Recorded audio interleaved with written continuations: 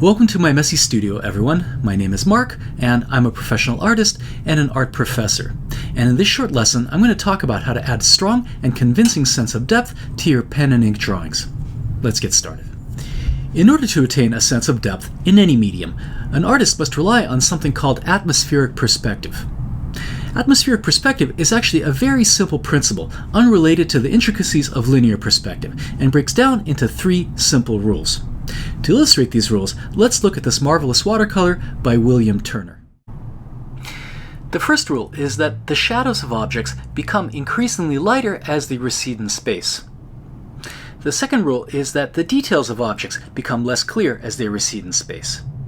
And the third only applies to color, but we might as well talk about it, and it's that the color of objects becomes less saturated and more blue as they recede in space.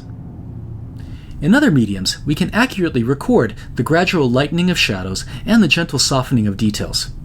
However, in pen and ink, we have no access to such subtleties, which forces us to represent depth through other means.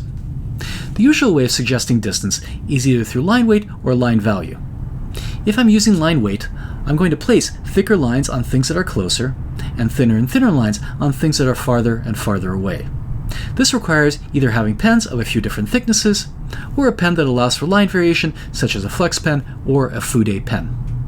If I'm using line value, this means placing darker lines in the foreground, with increasingly lighter lines on things that are farther away.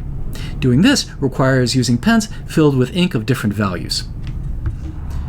However, simply varying the value or thickness is only half the battle, since we also need to reduce the degree of detail by simplifying and softening objects as they recede in space. And that in pen and ink is a tricky proposition. To illustrate this lesson, let's first take a look at this marvelous landscape drawing by Titian. In this drawing, Titian is using neither line thickness or line value to indicate depth, but rather relies almost entirely on simplification and the diminishment of detail. The foreground tree is depicted with a full range of detail, with individual leaves, branches, and the hatching is busy and layered, providing the strong texture and bold contrast required to make things look like they're close to you. Compare the rendering in this foreground tree to the grouping of trees in the middle ground on the right. The rendering of details is diminished, with Titian grouping leaves and branches into large masses. The shading is also less busy, with less layering of hatching and longer, smoother hatch strokes. The modeling here is flatter, less three-dimensional, almost like a bas-relief compared to the fully three-dimensional modeling in the foreground. Now let's look at the background trees. The line quality in the outlines of these trees are broken into little dashes, effectively making them feel farther away. This is an important technique. In pen and ink, the white of the paper can be used to represent atmosphere, and the more you introduce the white of the paper into your drawing, the farther away your objects will appear. The hatching is also very minimal and almost completely single-directional. This is also an important rule. Single-directional hatching is quieter in texture, which helps objects recede in space, whereas cross-hatching tends to be busier in texture, which helps objects appear closer. Therefore, as a rule, as you shade objects that are increasingly far away, start lowering the amount of overlapping hatch layers until you get to the background, where you should limit yourself to a single layer. Let me demonstrate how this works, but before I do, give me a second to announce my newest workshop called Drawing Details and Textures in Pen and Ink.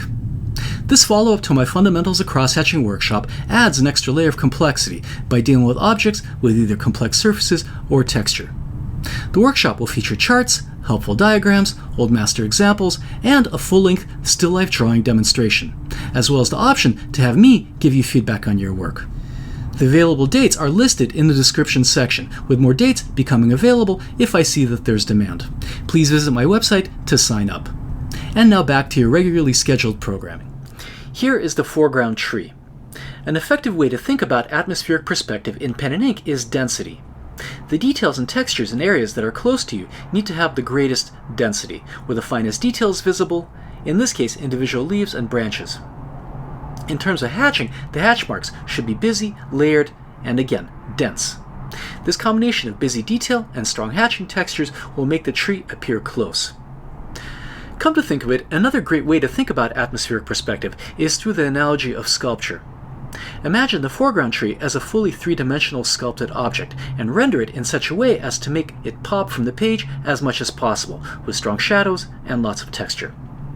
By the way, if you want to learn more about how to draw trees, please see my lengthy tutorial on the subject, the link to which I'll leave below.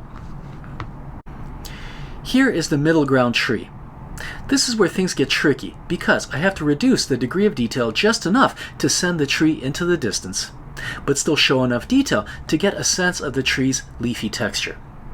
This means consolidating details by massing branches together into larger forms.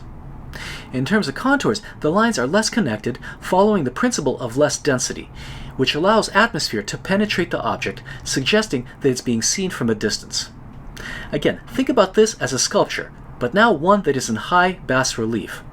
A sculpture that is not fully three-dimensional, retaining a degree of flatness. And finally, here is the background tree.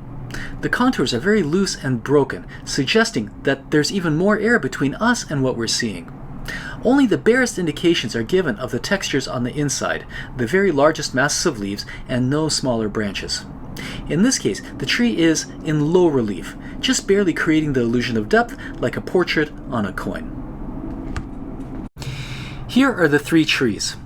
Though specific textures might vary, the principle of density can be applied to any subject, be it a landscape, a still life, or even a figure drawing, where the distances depicted are not all that great. If you're wondering how, please take my workshop that'll cover this important and valuable information. I hope you found this lesson useful, and if you did, please subscribe and consider attending my workshop, which will give you much more information on how to draw different kinds of textures and details. Thanks for watching, and see you back in my messy studio very soon. Bye-bye.